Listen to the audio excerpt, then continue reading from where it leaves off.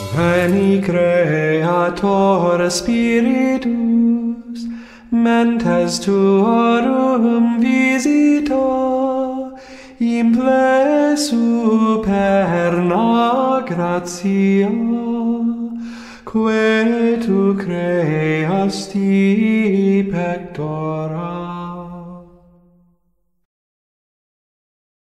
O pequeno número daqueles que são salvos. São Leonardo de Porto Maurício. Viveu de 1676 a 1751. Sermão para a terça-feira, após o 4º domingo da Quaresma, sobre o número dos eleitos. Isso que encheu de terror os maiores santos. Graças a Deus, o número de discípulos do Redentor não é tão pequeno que de tal forma que a maldade dos escribas e dos fariseus venha triunfar. Embora eles se esforcem em caluniar o inocente e derrubar a multidão por seus pérfidos sofismas, desacreditando a doutrina e o caráter de Nosso Senhor, achando manchas até no sol, muitos reconheceram nele o verdadeiro Messias, e sem receio das punições e nem das ameaças, abraçaram abertamente seu partido. Malgrado as imposturas de seus inimigos, de turba autem multi crediderunt in enum. Muitos do povo creram nele. Todos aqueles que seguiram Cristo, o seguiram até na sua glória? Ah, é aqui que, venerando este profundo mistério, eu adoro em silêncio os abismos dos decretos divinos, antes de decidir com temeridade um tão grande ponto. É um grave tema aquele de que devo tratar hoje. Ele fez tremer até mesmo as colunas da igreja, encheu de terror os maiores santos e as populações dos anacoretas dos desertos. Essa instrução, na qual se trata de decidir se o número dos cristãos que se salvam é maior ou menor que o número de cristãos que se perdem, vos inspirará, eu espero, um receio salutar dos julgamentos de Deus. Aquele que se perde por sua própria malícia. Meus irmãos, eu queria, por causa do amor que eu vos tenho, poder vos assegurar por prognósticos de uma felicidade eterna, dizendo a cada um de vós, o paraíso vos está assegurado. A maior grande parte dos cristãos se salva. Então, vocês iriam se salvar também. Mas como poderia eu vos dar esta doce segurança, se inimigos de vós mesmos, vós vos revoltais contra os decretos de Deus? Eu percebo em Deus um sincero desejo de vos salvar, mas eu vejo em vós uma inclinação decidida a se perderem. Que farei eu, pois, hoje, se eu falo claramente? Eu vos desagradarei. Mas se eu não falar, eu desagradarei a Deus. Eu partirei, então, esse tema em 2 pontos. No primeiro, para vos aterrorizar. Deixarei os teólogos e os padres da igreja decidirem a questão e pronunciar que a maior parte dos cristãos adultos se corrompe. E adorando em silêncio esse terrível mistério, eu deixarei escondido o meu próprio sentimento. No segundo ponto, tentarei vingar contra os ímpios a bondade de Deus, provando-vos que aqueles que se perdem por sua própria malícia, porque eles quiseram se condenar. Aqui estão, pois, 2 verdades muito importantes. Se a primeira vos assusta, não a tomeis de mim, como se eu quisesse estreitar o caminho do céu, pois eu quero ser neutro nesta questão. Tomei disso vós, antes dos teólogos e dos padres da igreja, que por força de razões vos imprimirão esta verdade no coração. Se estiverdes corrigidos pela segunda, rendei graças a Deus, que não quero outra coisa a não ser que vós lhe deis inteiramente vossos corações. Enfim, se vós me forceis a dizer claramente o que eu penso, eu o farei para a vossa consolação. Isso não é uma curiosidade, mas uma pregação. Isso não é uma vã curiosidade, mas uma pregação salutar, fazendo soar do alto do púlpito certas verdades que servem maravilhosamente para reprimir a insolência dos libertinos, as quais, falando sempre da misericórdia de Deus e da facilidade de se converter, vivem mergulhados em toda sorte de pecados e dormem com segurança no caminho da perdição. Para desiludi-los e acordá-los de seu torpor, examinemos hoje essa grande questão. O número de cristãos que se salvam é maior aquele de cristãos que se perdem? Almas piedosas, retirai-vos, este sermão não é para vós. Ele tem unicamente por objetivo reprimir o orgulho destes libertinos que, matando em seus corações o santo temor de Deus, se ligam ao demônio, o qual, no sentimento de Eusébio, perde as almas tranquilizando-as. Imitit securatim, ut imitate perditionem. Para resolver esta dúvida, coloque de um lado os padres da Igreja, tanto gregos como latinos, e do outro os teólogos mais sábios, os historiadores mais eruditos, e ponha no meio a Bíblia exposta ao olhar de todos. Escutai não o que eu vou dizer, pois eu vos declarei que não queria tomar eu mesmo a palavra, nem decidir a questão, mas sim o que vos dirão esses grandes espíritos, que servem como de faróis na Igreja de Deus, para esclarecer os outros, a fim de que eles não percam o caminho do céu. Desta forma, guiados pela tripla luz da fé, da autoridade e da razão, nós poderemos resolver seguramente esta grave questão. Observai bem que não se trata aqui de todo o gênero humano, nem de todos os católicos sem distinção, mas somente dos católicos adultos que, tendo o livre-arbítrio, podem cooperar na grande obra de sua salvação. Consultemos em primeiro lugar os teólogos, no qual reconhecemos que examinaram as coisas de mais perto e não exageraram em seus ensinamentos. Escutemos dois sábios cardeais, Caetano e Belarmino. Eles ensinam que a maior parte dos cristãos adultos se perde, e se eu tivesse o tempo de vos expor as razões sobre as quais eles se apoiam, vós estaríeis convencidos. Eu me contentarei em citar aqui Suarez, que depois de ter consultado todos os teólogos, depois de ter estudado atentivamente a questão, escreveu essas palavras. O sentimento mais comum toma que no meio cristão há mais reprovados que predestinados. Se diante da autoridade dos teólogos vocês quiserem juntar aquela dos padres gregos e latinos, achareis quase todos a dizer a mesma coisa. É o sentimento de São Teodoro, de São Basílio, de Santo Efrem, de São João Crisóstomo, mas ainda na exposição de Barônios era uma opinião comum entre os padres gregos que essa verdade foi expressamente revelada a São Simão Estilita e que era para assegurar o negócio de sua salvação que ele decidiu, logo após esta revelação, viver em pé durante 40 anos sobre uma coluna, exposto a todas as variações do tempo, modelo para todos de penitência e de santidade.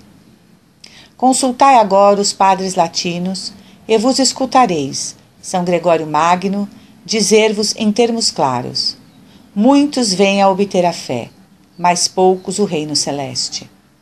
São poucos que se salvam, diz Santo Anselmo. E Santo Agostinho fala ainda mais claramente. São, pois, poucos que se salvam em comparação com aqueles que se perdem. O mais terrível, no entanto, é São Jerônimo, que no fim de sua vida, em presença de seus discípulos, pronunciou esta terrível sentença: de 100.000, no qual a vida foi sempre má, acharás neles um apenas que merece a indulgência. Testemunhos da Santa Escritura. Mas por que procurar as opiniões dos padres e dos teólogos, quando a Santa Escritura define tão claramente essa questão? Percorrerei o Antigo e o Novo Testamento, e vós nele encontrareis uma multidão de figuras, de símbolos e de palavras que fazem destacar claramente esta verdade. São muito poucos os que se salvam. No tempo de Noé, todo o gênero humano foi submergido pelo dilúvio, e 8 pessoas apenas foram salvas na arca. No entanto, esta arca, de São Pedro, era a figura da Igreja.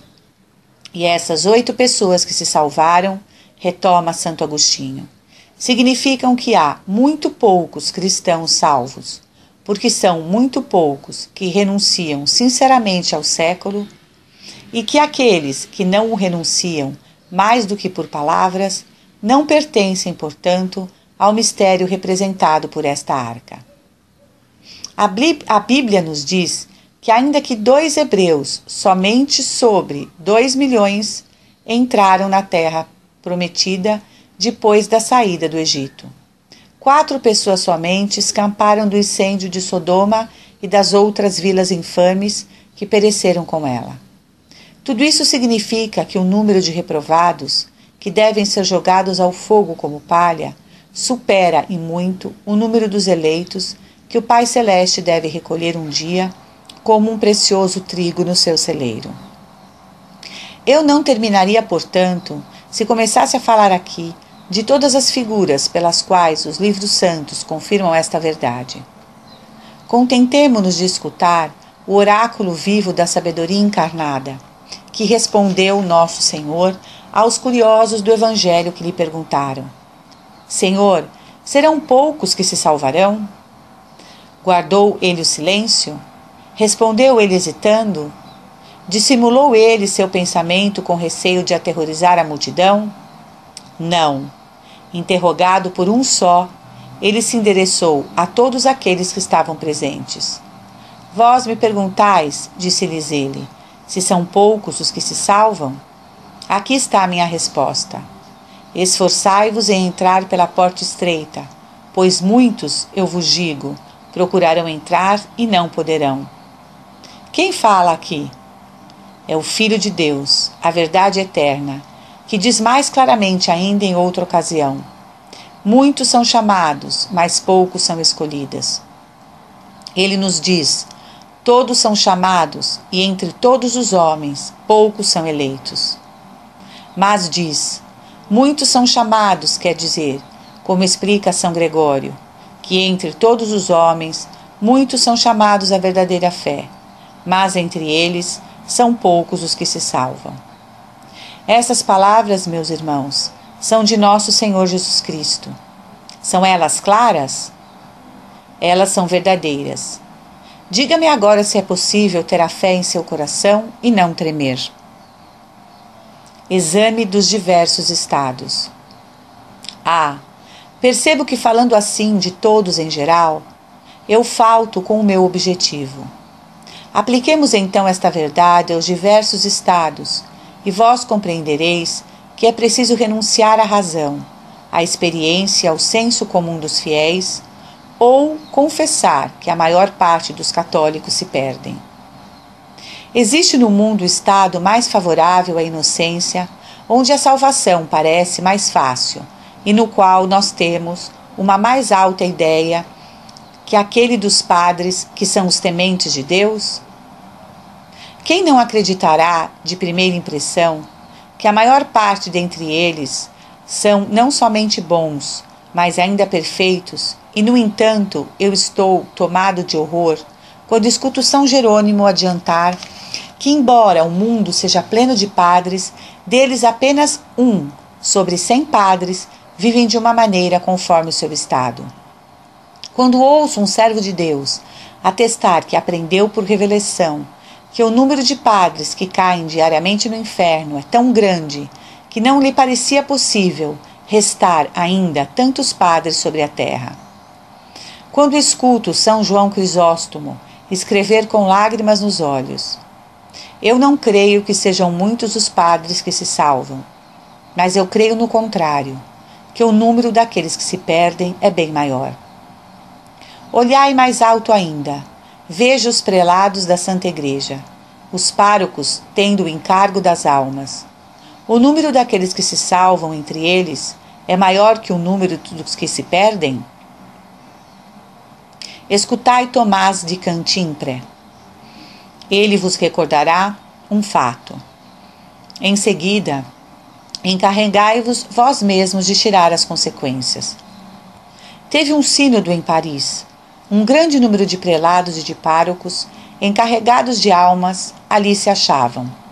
O rei e os príncipes também compareceram para acrescentar brilho àquela assembleia por suas presenças.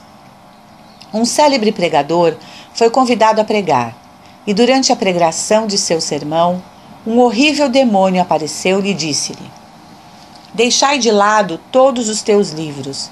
Se quiserdes fazer um sermão útil a esses príncipes e prelados, contentai-vos em dizer-lhes de nossa parte: Nós, príncipes das trevas, vos rendemos graças, a vós, príncipes, prelados e pastores de almas, pois por vossa negligência o maior número de fiéis se perde. Assim, nós nos reservamos de recompensar esse favor quando vós estiverdes conosco no inferno. Infelizes de vós que comandeis aos outros. Se tanto se perdem por vossa culpa, o que será de vós? Se entre aqueles que são os primeiros na Igreja de Deus são poucos que se salvam, o que virá a ser de vós? Tomai todos os estados, todos os sexos, todas as condições, maridos, esposas, viúvas, jovens moças, jovens rapazes, soldados, comerciantes, artesãos, ricos, pobres, nobres, plebeu. Que diremos de todas essas pessoas que vivem tão mal em outros lugares? São Vicente Ferrer vos mostrará por um fato o que vós deveis pensar. Ele relata que um subdiácono de Lyon, tendo renunciado à sua dignidade e estando retirado em um deserto para lá fazer penitência, morreu no mesmo dia e na mesma hora que São Bernardo. Aparecendo a seu bispo depois de sua morte, disse-lhe: Sabei, meu senhor, que na mesma hora que eu expirei, 33.000 pessoas morreram. Sobre esse número, Bernardo e eu subimos ao céu sem demora. 3 entraram no purgatório e todos os outros caíram no inferno. Nossas crônicas testemunham um fato mais assustador ainda.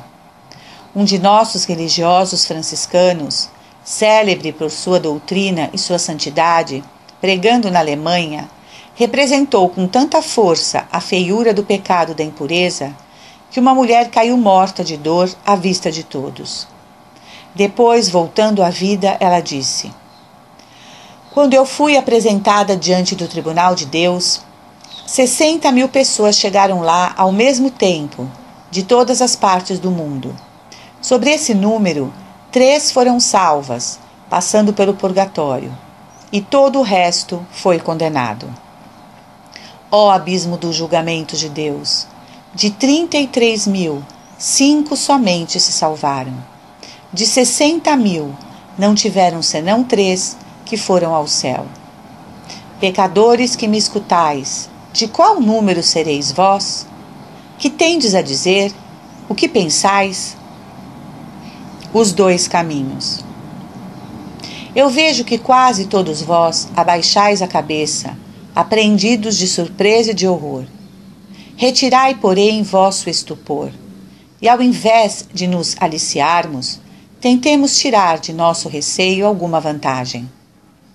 Não é verdade que existem 2 vias que conduzem ao céu, que são a inocência e o arrependimento? Ora, se eu vos demonstro que são pouquíssimos que tomam uma dessas rotas, vós concluís disso, como homens racionais, que são pouquíssimos que se salvam. E para isso vir as provas, qual idade, qual emprego, qual condição vos encontrais, onde o número de comerciantes não seja 100 vezes mais considerável que aquele dos bons, e do qual pudéssemos dizer: os bons ali são raros e os comerciantes numerosos? Podemos dizer de nossos tempos o que São Salviano disse do dele: é mais fácil achar uma multidão inumerável de pecadores mergulhados em toda sorte de iniquidades que alguns inocentes. Quantos há entre eles, entre os servidores que sejam inteiramente honestos e fiéis em seu ofício? Quantos entre os mercadores que são justos e equitativos em seu comércio? Quantos entre os artesãos são exatos e verídicos? Quantos entre os negociantes são desinteressados e sinceros? Quantos entre os homens da lei que não traem a equidade? Quantos soldados que não calcam com os pés a inocência? Quantos chefes que não retêm justamente o salário daqueles que os servem ou que não procuram dominar seus inferiores? Em toda parte os bons são raros e os perversos numerosos. Que não sabe que hoje existe tanta libertinagem entre os jovens rapazes, tanta malícia entre os homens maduros e tanta liberdade entre as jovens moças, de vaidade entre as mulheres, de licenças na nobreza, de corrupção na burguesia, de dissolução do povo, tanta audácia entre os pobres, que podemos dizer o que Davi dizia de seu tempo: todos parecem extraviados, e não há quem faça o bem, nem mesmo um só. Nós chegamos, ai de vós, chegamos a esse dilúvio universal de vícios predito por Oséias. Maledictum et mendacium, et furtum, et adulterium, inundaverunt. O perjúrio, a mentira, o homicídio, o furto e o adultério inundaram tudo, e derrama-se sangue sobre sangue.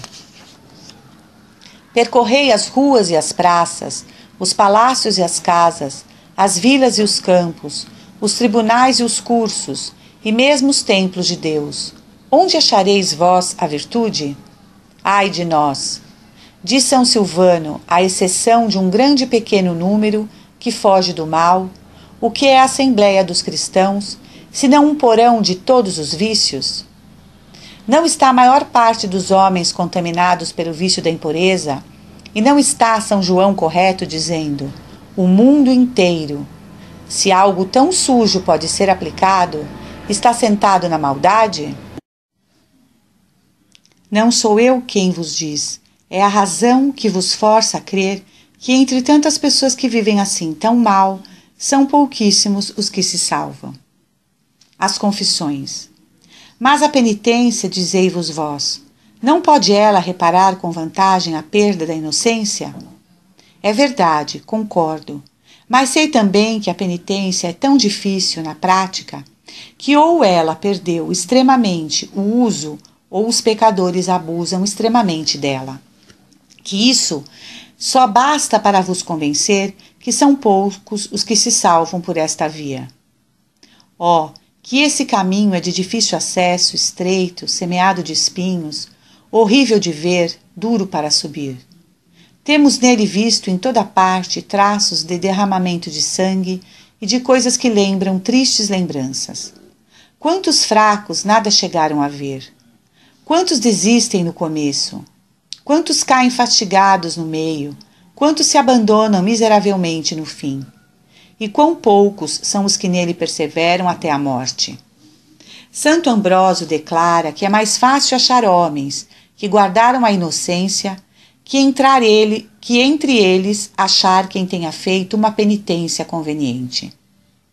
Se vós considerais a penitência enquanto sacramento, quantas confissões censuradas, quantas apologias estudadas, quantos arrependimentos enganosos, quantas promessas falsas, quantos propósitos ineficazes, quantas absolvições inválidas.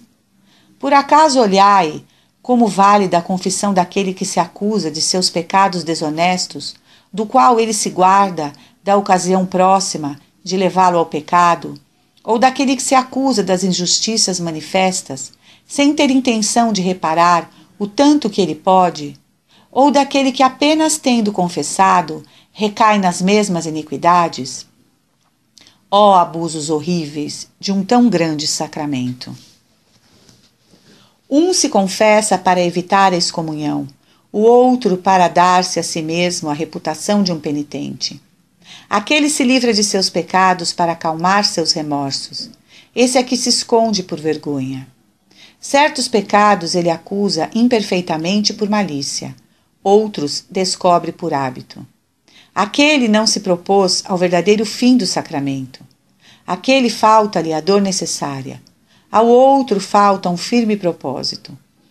Pobres confessores, quantos esforços não vos é preciso para convencer a maior parte dos penitentes a essas resoluções, a esses atos, sem os quais a confissão é um sacrilégio, a absolvição, uma condenação e a penitência, uma ilusão.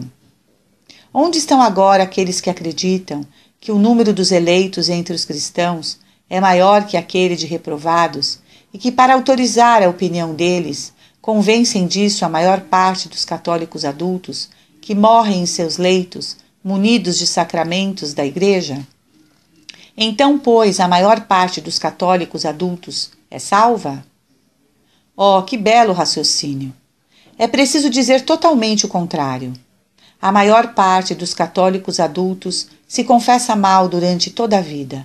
Então, ainda com mais forte razão, eles se confessam mal no momento da morte. Concluímos, pois, que a maior parte é condenada. Eu digo, de todas, a mais certa, porque uma pessoa que está morrendo, que não tenha confessado-se bem quando estava bem de saúde, terá uma condição ainda mais difícil para fazê-lo, quando estiver na cama, com o coração pesado, a cabeça instável, a mente confusa. Quando é confrontado, em muitos aspectos, por situações recentes, ocasiões ainda frescas, por hábitos adotados e, acima de tudo, por demônios que estão buscando, por todos os meios, lançá-lo no inferno. No entanto, se a todos esses falsos penitentes vós acrescentardes tantos outros pecadores que morrem de improviso no pecado, ou pela ignorância dos médicos, ou pela falta dos pais que morrem envenenados ou enterrados em um terremoto, ou atacados de um acidente vascular cerebral, ou em uma queda, ou em um campo de batalha, ou em uma rixa, ou pegos em uma armadilha, ou atacados por um relâmpago, ou queimados, ou afogados, não é forçoso concluir que a maior parte dos cristãos adultos é condenada? É o raciocínio de São João Crisóstomo. A maior parte dos cristãos, disse esse santo, não direcionam todas suas vidas no caminho do inferno? Por que, pois, vos surpreendeis de que a grande parte deles vai para o inferno? Para chegar à porta é preciso pegar o caminho que a ela nos leva. Que tendes vós para responder assim a um tão forte argumento? Como as areias do mar, como as estrelas do firmamento. A resposta, vós me direis, é que a misericórdia de Deus é grande. Sim, mas para aqueles que o temem. Misericórdia Domini super timentes eum. A misericórdia do Senhor se estende sobre aqueles que o temem. Diz o profeta, mas sua justiça é grande para aquele que não o teme, e ele reprova todos os pecados teimosos. Discedit a me, homines operaro iniquitatis. Apartai-vos de mim, vós que obrais a iniquidade. Mas então vós me direis, para quem é então o paraíso, se ele não é para todos os cristãos? Ele é para os cristãos, sem dúvida, mas para aqueles que não desonram este seu caráter e que vivem como cristãos. E além disso, se há um número de cristãos adultos que morrem na graça de Deus, vós acrescentardes aquela multidão inumerável de crianças que morreram depois do batismo, antes de terem chegado ao uso da razão, vós não mais vos surpreendereis com o que o apóstolo São João disse falando dos eleitos. Eu vi uma grande multidão que ninguém poderia contar. E é aí que erram aqueles que pretendem dizer que o número dos eleitos entre os católicos é maior que o de reprovados. É certo que se vós tomardes todos os católicos juntos, a maior parte se salva, porque após as observações que foram feitas, a metade das crianças, sobre as que morrem depois do batismo, morreram antes do uso da razão. No entanto, se a esse número vós ajuntardes os adultos que conservaram o vestido da inocência, ou que após ter contaminado, lavaram-na nas lágrimas da penitência, é certo que a maior parte está salva. E é isso que explica essas palavras do apóstolo São João. Eu vi uma grande multidão. E essas outras de Nosso Senhor. Muitos virão do Oriente e do Ocidente, e se repousarão com Abraão, Isaque e Jacó no reino dos céus. E essas outras figuras que temos costume de citar em favor desta opinião. Mas se falamos dos cristãos adultos, a experiência, a razão, a autoridade, a conveniência e a escritura concordam-se em provar que a maior parte se condena. Não acrediteis por isso que o paraíso seja deserto. É antes o contrário. É um reino muito populoso. E se os reprovados são também tão numerosos quanto as areias do mar, os eleitos são o tanto quanto as estrelas do firmamento. Quer dizer, então, que tanto uns como os outros são inumeráveis, embora em proporções muito diferentes. São João Crisóstomo, pregando um dia na Catedral de Constantinopla, e considerando esta proporção, não pôde conter-se em tremer de horror. Quantos, diz ele, entre esse povo tão numeroso, acreditais que haverão de eleitos? E sem esperar a resposta, acrescentou: entre tantos milhares de pessoas, não achareis 100 que se salvem, e entre esses 100, eu ainda tenho dúvida. Que coisa horrível! O grande santo acreditava que em um povo tão numeroso teria apenas 100 que deveriam se salvar, e ainda não estava certo ele deste número. Que acontecerá de vós que me escutais? Ó Deus grande, não posso nisso pensar sem tremer. É uma coisa bem difícil, meus irmãos. A salvação. Pois, segundo a máxima dos teólogos, quando um fim exige grandes esforços, poucos somente o atingem. É por isso que o doutor angélico, Santo Tomás, depois de ter, com sua imensa erudição, pesado todas as razões, pró e contra, conclui no fim que a maior parte dos católicos adultos se perde. A beatitude eterna excede o estado comum da natureza, sobretudo desde que ela está privada da graça original, e por isso é pequeno o número dos que se salvam. Deus Pai justo. Tirai, pois, dos vossos olhos esta venda, no qual vos cega o amor próprio, e que vos impede de crer em uma verdade assim evidente, dando-vos as ideias mais falsas sobre a justiça de Deus. Pai justo, o mundo não vos conheceu, portanto, diz nosso Senhor Jesus Cristo. Ele não diz Pai Todo-Poderoso, Pai bondosíssimo, misericordioso. Ele diz Pai justo, para nos fazer entender que de todos os atributos de Deus, nenhum é tão pouco conhecido como sua justiça, porque os homens recusam crer no que eles têm receio de experimentar. Tirai, pois, o véu que vos cobre os olhos e diga com lágrimas: ai de mim!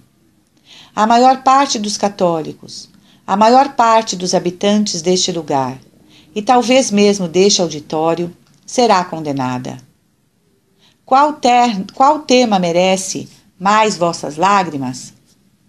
O rei Xerxes, vendo do alto de uma colina seu exército composto de 100.000 soldados disposto em ordem de batalha, e considerando que de tudo isso não haveria um só homem vivo em 100 anos, não pôde conter suas lágrimas. Não temos nós muito mais razão de chorar, pensando que de tantos católicos a maior parte será condenada? Esse pensamento não deveria ele tirar de nossos olhos córregos de lágrima, ou ao menos excitar em nossos corações o sentimento de compaixão que provou certa vez o venerável Marcelo de São Domingos, religioso agostiniano? Como ele meditava um dia sobre as penas eternas, o Senhor mostrou-lhe quantas almas iam naquele momento ao inferno e fez-lhe ver um caminho muito largo, onde 22.000 reprovados corriam em direção ao abismo, batendo-se uns aos outros. A esta vista, o servo de Deus, estupefato, exclamava: "Oh, que número, que número! E ainda vêm outros! Ó Jesus, que loucura! Deixai-me, pois, repetir com Jeremias: quem dará água à minha cabeça e uma fonte de lágrimas aos meus olhos? E eu chorarei aqueles que a filha do meu povo perdeu. Pobres almas! Como correis vós assim tão ansiosos para o inferno? Porém, por favor, escutem-me um instante. Ou vós compreendeis isso que eu quero dizer, se salvar e se perder por toda a eternidade, ou bem, vós não compreendeis. Se vós compreendeis, e se malgrado isso não vos decidirdes hoje a mudar de vida, a fazer uma boa confissão e calcar o mundo aos pés, em uma palavra, a fazer todos os vossos esforços para ser do pequeno número daqueles que se salvam, eu digo que vós não tendes a fé. Se vós não compreendeis, vós sois mais desculpáveis, pois é preciso dizer que vós perdestes o sentido. Se salvar durante toda a eternidade, se perder por toda a eternidade, e não fazer todos os esforços para evitar um e assegurar o outro, é uma coisa que não se pode conceber. Talvez não acrediteis ainda nas verdades terríveis que eu venho vos ensinar, mas esses são os teólogos mais consideráveis, os padres mais ilustres, que vos falou pela minha boca. Como podeis vós, pois, resistir a essas razões, fortificadas por tantos exemplos, por tantas palavras da Escritura? Se apesar disso ainda hesitais, e se a vossa mente se inclina para a direção oposta, esta mesma consideração não será suficiente para vos fazer tremer? Demonstra que não vos preocupais muito com a vossa salvação. Sobre esta matéria tão importante, um homem de bom senso é mais afetado pela menor dúvida do risco que corre do que pela evidência da ruína total noutros assuntos em que a alma não está implicada. Também um de nossos religiosos, o bem-aventurado Guile, tinha costume de dizer que se um só homem devia ser condenado, ele teria feito todo o possível para assegurar que não seria ele. Que devemos nós, pois, fazer? Nós que sabemos que não somente entre todos os homens, mas ainda entre os católicos, a maior parte será condenada? O que devemos nós fazer? Tomar a resolução de pertencer ao pequeno número daqueles que se salvam. Se Cristo, dizeis vós, queria me condenar, por que ele me colocou no mundo? Cale a boca, língua temerária. Deus não criou ninguém, nem mesmo os turcos, para condená-los. Mas quem quer que se condena porque bem quis. Eu quero, pois, empreender agora a defesa da bondade de meu Deus e vingá-lo de toda blasfêmia. Esse será o tema do segundo ponto. Antes de ir mais longe, recolha de um lado todos os livros e todas as heresias de Lutero e de Calvino, e do outro os livros das heresias dos pelagianos, dos semi-pelagianos, e colocai no fogo. Uns destroem a graça, outros a liberdade, e todos são cheios de erros. Jogai-os, pois, ao fogo. Todos os reprovados trazem gravados em suas frontes o oráculo do profeta Oséias. Tua perda vem de ti, a fim de que eles possam compreender que quem quer que se condena por sua própria malícia e porque quer se condenar. Peguemos em primeiro lugar por base estas duas verdades incontestáveis. Deus quer que todos os homens se salvem, e todos têm necessidade da graça de Deus. No entanto, se eu vos demonstro que Deus tem a vontade de salvar todos os homens e que por isso ele lhes dá a todos sua graça, com todos os outros meios necessários para obter esse fim sublime, vós sereis forçados a concordar que quem quer que se condene deve a responsabilidade à sua própria malícia, e que se o maior número de cristãos é reprovado, é porque eles querem. Tua perda vem de ti. Em mim está somente o seu seguro. Que Deus tenha verdadeiramente vontade de salvar todos os homens, ele nos declara em 100 lugares dos livros santos. Eu não quero a morte do pecador, mas antes que ele se converta e que ele viva. Eu vivo, diz o Senhor. Eu não quero a morte do ímpio. Convertei-vos e vivei. Quando alguém deseja muito uma coisa, dizemos que ele morre de desejo. É uma hipérbole, mas Deus quis e quer ainda tão fortemente a nossa salvação que ele por ela morreu de desejo, e ele sofreu a morte para nos dar a vida. Essa vontade de salvar todos os homens não é, pois, em Deus uma vontade afetada, superficial e aparente. É uma vontade verdadeira, efetiva e benfeitora, pois ele nos fornece todos os meios mais perfeitos para nos salvar. Ele nos dá não para que eles não tenham então seu efeito, ou porque ele quer que eles não tenham, mas ele nos dá com uma vontade sincera, com a intenção de que elas obtenham seus efeitos, e se eles não o obtêm, ele se mostra aflito e ofendido. Ele ordena aos reprovados que eles mesmos empreguem a obra de sua salvação. Ele para isso os exorta, para isso os obriga, e se eles não fazem, eles pecam. Eles podem, pois, o fazer e assim se salvarem. Bem mais Deus, vendo que sem sua ajuda nós não poderíamos mesmo nos servir de sua graça, nos dá outros socorros, e se eles ficam algumas vezes ineficazes, a culpa disso é nossa, porque com esses mesmos socorros, em acto primo, como dizem os teólogos, com esses mesmos socorros, no qual um o abusa e com os quais ele se condena, um outro pode fazer o bem e se salvar. Ele o poderia mesmo com socorros menos poderosos. Sim, pode acontecer que um abuse de uma graça maior e se perca, enquanto o outro, que coopera com uma graça menor, se salve. Se, pois, alguém se afasta da justiça, da santidade, exclama Santo Agostinho, ele é arrebatado por seu livre-arbítrio, incitado por sua concupiscência, enganado por sua própria persuasão. Mas, para aqueles que não escutam a teologia, aqui está o que eu tenho a dizer-lhes.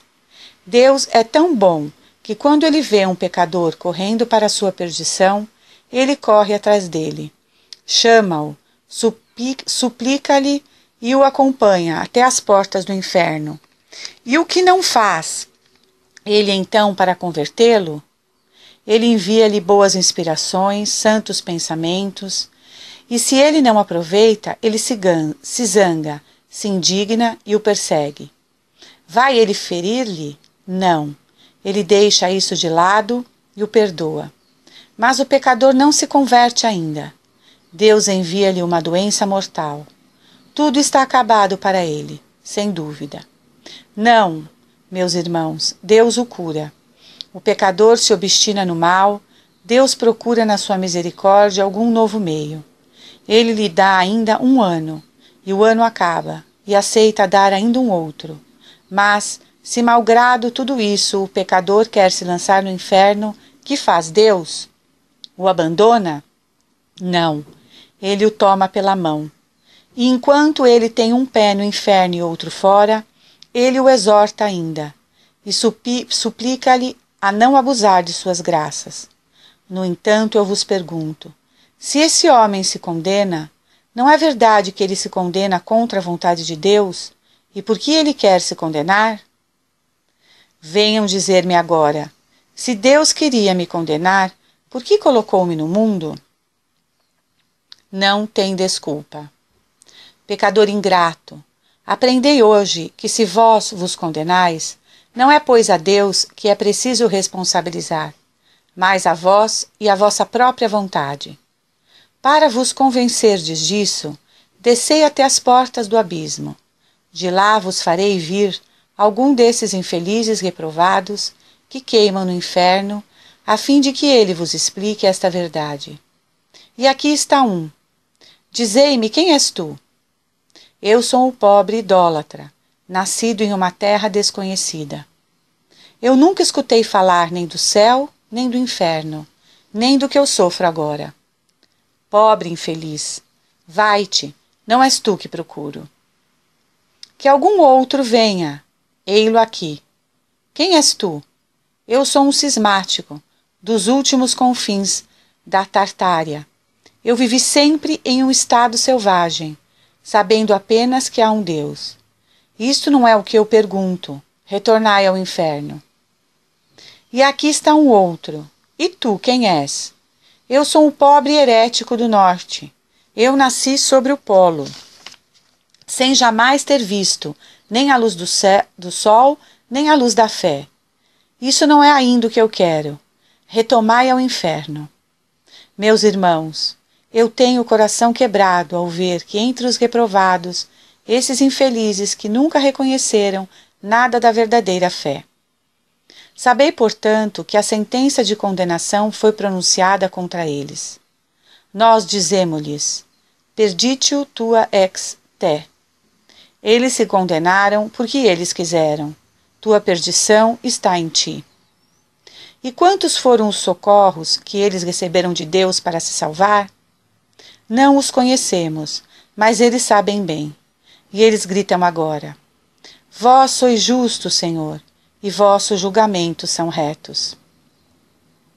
Vós deveis saber, meus irmãos, que a lei mais antiga é a lei de Deus, e que todos nós portamos escrita em nossos corações, na qual aprendemos sem mestres, e que é suficiente ter a luz da razão para conhecer todos os preceitos desta lei. É por isso que os próprios bárbaros se escondiam para cometer seus pecados, porque eles sabiam que era o mal o que eles faziam.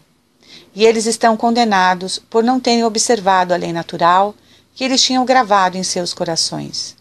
Pois, se a tivessem observado, Deus teria feito antes um milagre do que deixá-los se condenarem.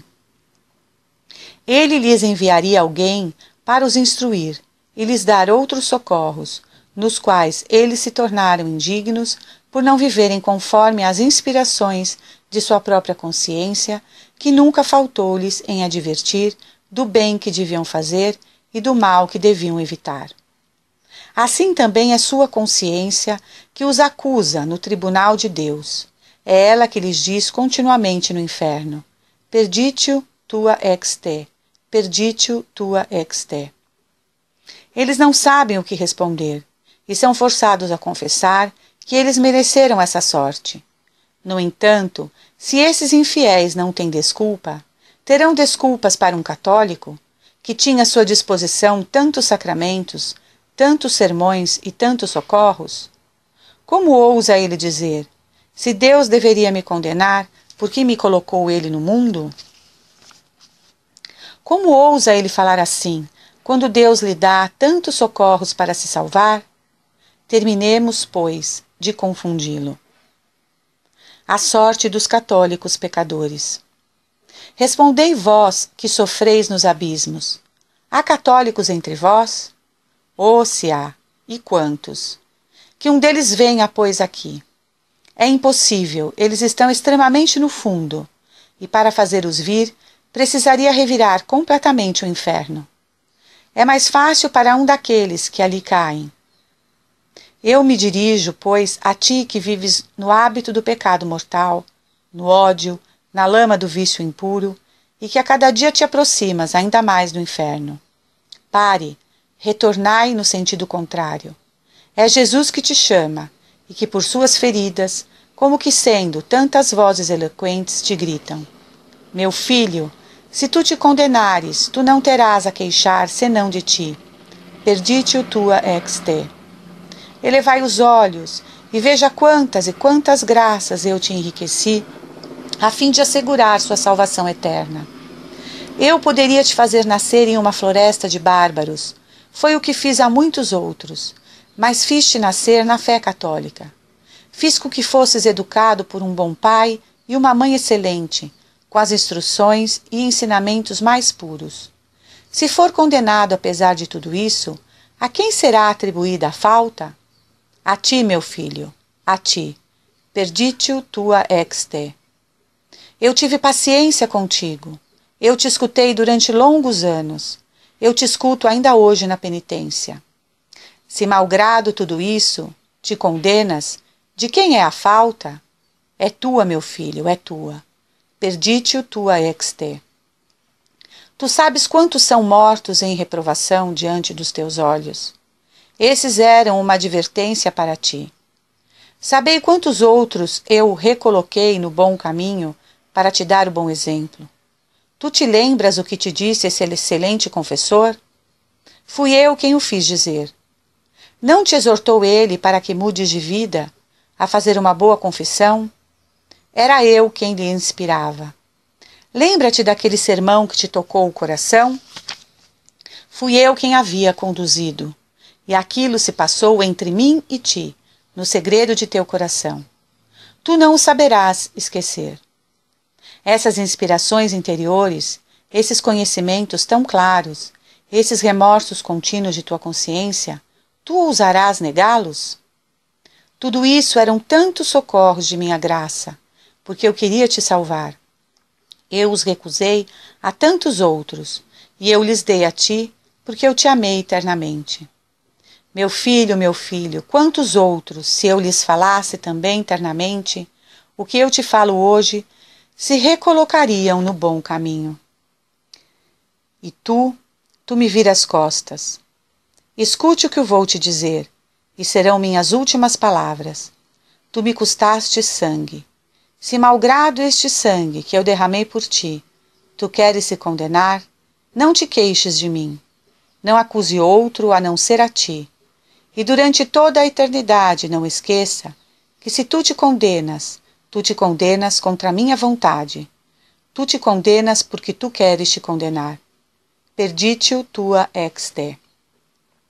Ah, meu bom Jesus! Mesmo as pedras se dividiriam diante dessas doces palavras, de expressões assim tão afetuosas. Ah, que alguém que manifeste querer se condenar com tantas graças e socorros! Se para isso ainda tem alguém, que me escute, e que ele resista depois, se puder. Se vós quiserdes, vós vos salvareis. Barônio lembra que Juliano, o apóstata, depois de sua infame apostasia, concebeu um ódio tão grande contra o batismo que ele procurava dia e noite os meios de cancelá-lo.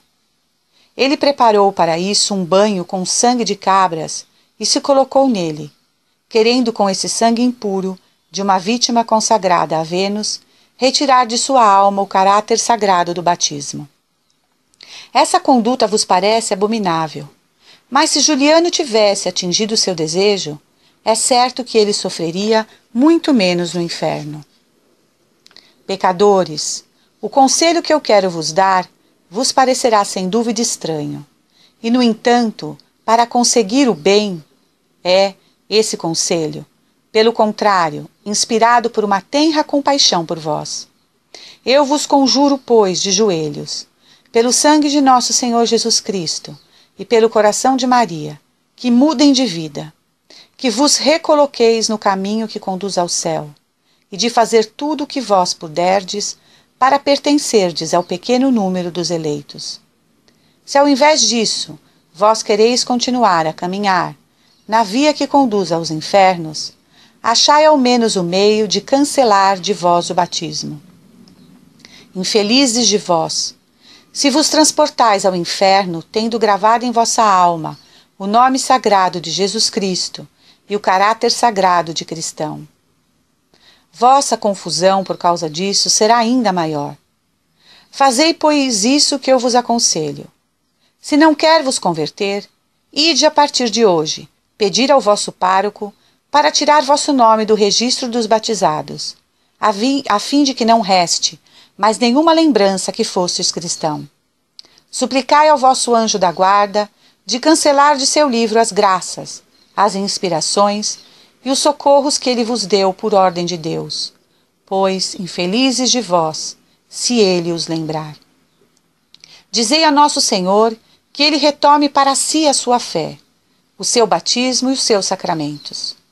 Vós estáis arrependidos de horror por esse tipo de pensamento. Jogai-vos, pois, aos pés de Jesus Cristo e dizei-lhes, com lágrimas nos olhos e com o coração contrito: Senhor, eu confesso que até aqui eu não vivi como cristão. Eu não sou digno de ser contado entre os vossos eleitos. Reconheço que mereço a condenação.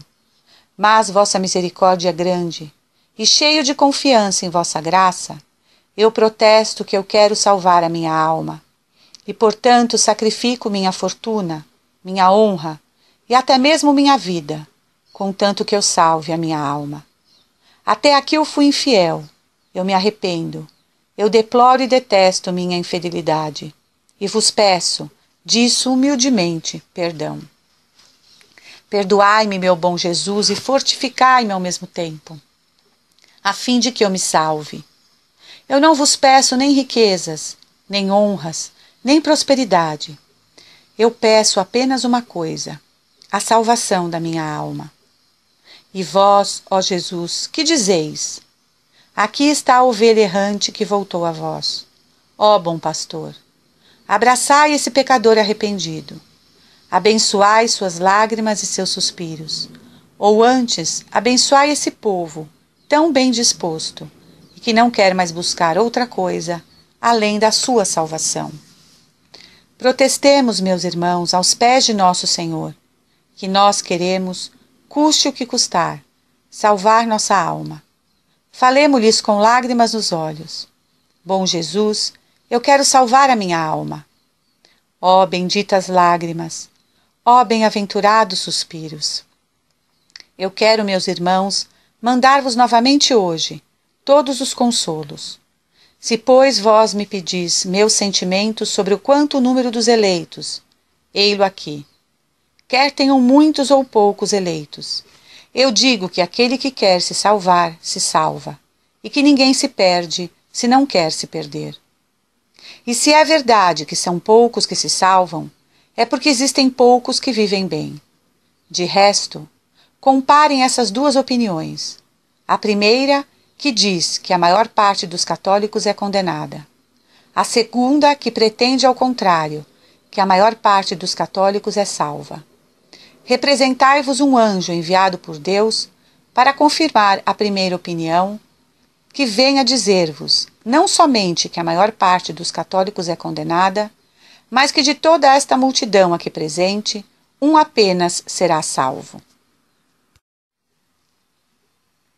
Se você obedece os mandamentos de Deus, se você detesta a corrupção do século, e se você abraça com o espírito de penitência a cruz de Jesus Cristo, você será então este único que será salvo.